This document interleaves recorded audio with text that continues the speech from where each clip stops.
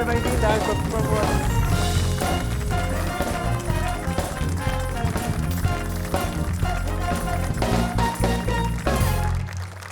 Seja muito bem-vinda, Ângela Ferreira, ao Conversas ao Sul. A Ângela, que é artista, é docente universitária e tem um longo currículo com dezenas de exposições e de trabalhos que refletem uma questão que ainda hoje nos diz tanto por ter sido tão poucas vezes abordada, que é o colonialismo e as relações pós-coloniais. Já fizemos uma catarse das relações entre os nossos povos de tantos anos de subjugação de África ao Ocidente? Estamos a tentar fazer. Começámos muito lentamente, muito mais lentos do que outros países. Estamos a ir por tentativa e erro, muitas vezes por erro, mas sim, há algumas tentativas que são feitas, o assunto é muito mais abordado e mais gerido nos nossos média, na nossa literatura, na nossa arte e mesmo, por vezes, pelos nossos governantes e pelas nossas instituições. Mas, na verdade, estamos longe de atingir um bom resultado nesse sentido. E mesmo nessas comunicações, nessa forma de abordar o tema, fazemos-lo com equidade. Ou seja, os dois lados da questão têm o mesmo espaço mediático, por exemplo, para abordar os seus pontos de vista sobre um passado de vários séculos, que certamente não pode ser emendado, mas com o qual teremos que aprender a construir um futuro. Não, claro que não é com equidade. E se fosse, se calhar já estaríamos mais avançados nesse assunto. Há, obviamente, o ponto de vista de Portugal e a lentidão com que a consciência portuguesa tem abordado o tema faz com que haja um ponto de vista português muito mais premente do que se dar ouvidos ao ponto de vista dos países lusófonos. Durante tantos séculos. Exatamente. Há uma espécie de apagamento dessa memória colonial? Uma tentativa de a apagar, como se não tivesse existido? Sabem, durante muito tempo, sim. E continua a haver, é verdade. Estranhamente, é muito difícil, principalmente para a geração que transitou entre o tempo colonial e o tempo... Viveu o tempo esse de agora, momento, não é? Viveu. É uma população que tem tido muita dificuldade em não apagar e a forma de resolver o assunto, muitas vezes, foi pela via do apagamento.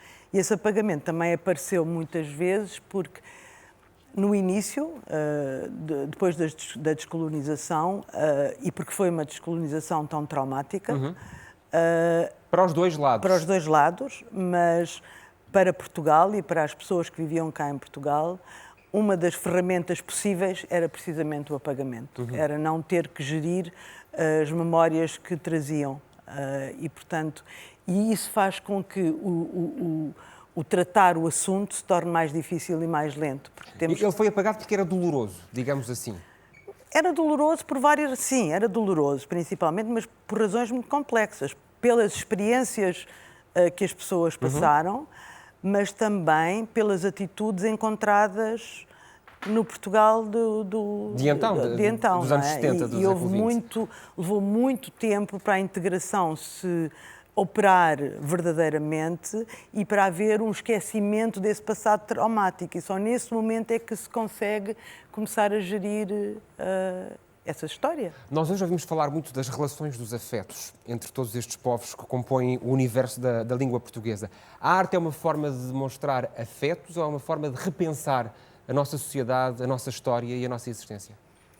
Pois aí já estamos a entrar no meu trabalho e no meu trabalho como artista. Para mim a arte é uma forma de pensar, sempre.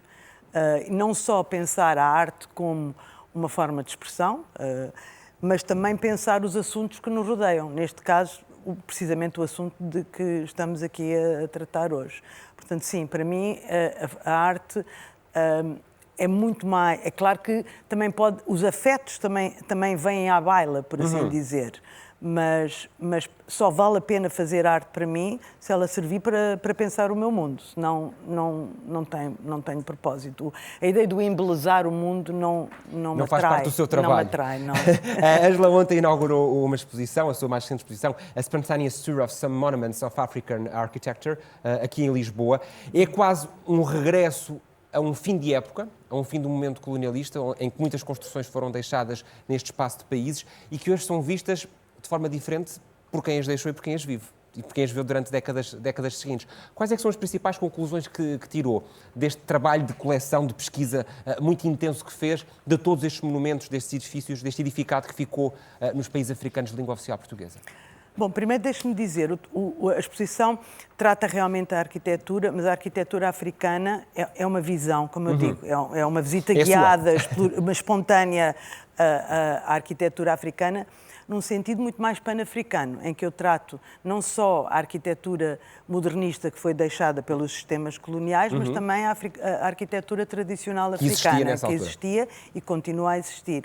E o que eu estou a propor, na verdade, é que não pensemos só os edifícios coloniais como sendo memórias de um passado traumático, mas porque também já foram habitados agora mais de 50 anos pelos países independentes, comecem a fazer parte de um léxico pan-africano de arquitetura. Até porque lhes foram dados outros significados, outras funções. Evidentemente, e muitas vezes os edifícios foram construídos só 5 ou 6 anos antes das independências. Portanto, na verdade, a sua vivência é tão maior no pós-independência do que foi antes da independência. É claro que eles serviram, para mim, pelo menos, serviram um bocado como laboratórios para estabelecer uma forma de criticar o processo colonial e o fim do colonialismo e as tensões que houve na altura.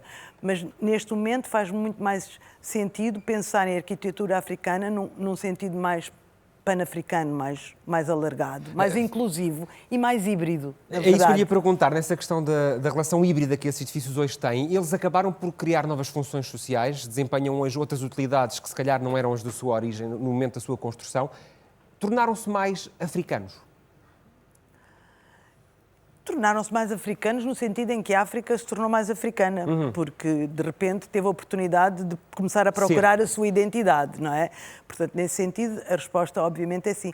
Mas muitos deles são usados para as mesmas funções. Sim, o Ministério da Justiça, em Maputo, não será usado para mais nada senão uma instituição pública também, não sei se será precisamente o Ministério da Justiça. Sim, mas terá uma utilidade do Governo Central, pela dimensão do edifício e pela sua composição. Pois claro que há muitos que não foram usados para as mesmas funções e nesse sentido eles só são mais africanos no sentido em que as cidades são habitadas de outra maneira, que não eram no tempo colonial, como é óbvio, não é? Hoje são vividas pelos povos a que pertencem. Olhando para este ciclo que se fecha agora, quase ao fim de 50 anos de independências, que nos aproximamos de forma muito rápida, a arquitetura é talvez uma das formas de melhor demonstrar a identidade de cada um dos povos. Tem sido feito esse caminho em cada um destes países? A arquitetura tem servido para exacerbar essa identidade individual de cada um dos povos? Uma pergunta interessante.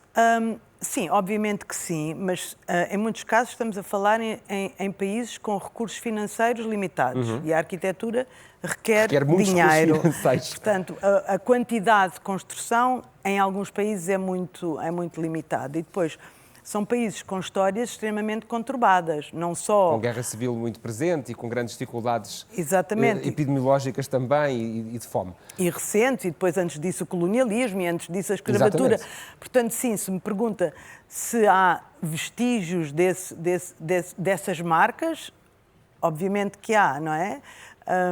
Mas não é... em muitos casos, e há cidades como Lagos, Joanesburgo, Luanda, que têm marcas de contemporaneidade arquitetónica que definem a identidade da cidade. Há muitos outros que não, porque via financeira... Ainda não conseguiram desenvolver esse processo. Ângela Ferreira, deixe-me agradecer-lhe este olhar tão particular a uma questão que tem que ser debatida, tem que ser cada vez mais falada, pelos dois polos aqui que estão em cima da mesa. Deixe-me agradecer ter estado esta noite connosco. Muito obrigado. Muito obrigado. Obrigada eu. Gostou deste vídeo? Então deixe o seu like, comente e se ainda não o fez, subscreva o nosso canal no YouTube e clique no sininho para ficar a par de todas as novidades.